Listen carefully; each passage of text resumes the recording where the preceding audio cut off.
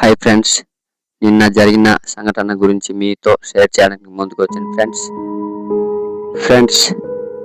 మన ఆంధ్ర ఒడిశా చెందిన జల విద్యుత్ మార్చకంలో నిన్న మంట రావడం వల్లతో 2 రోజుల పాటు మనకి పవర్ కట్ అవుద్ది అంటున్నారు ఫ్రెండ్స్. ఎండ వల్ల కూడా కొన్ని ఇలాగ జరుగుతూనే ఉంటుంది ఫ్రెండ్స్. దానివల్ల మనము జాగ్రత్త పడాలి. ఎందుకంటే ఎండ ఎక్కువగా ఉంది, దానివల్ల కూడా కొన్ని ప్రమాదం కూడా రావచ్చు.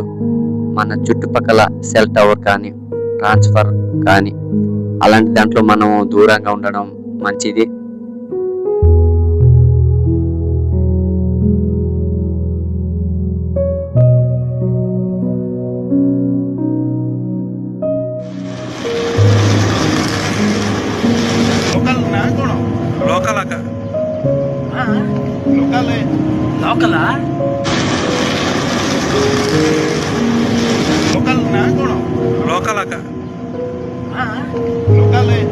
లోకలా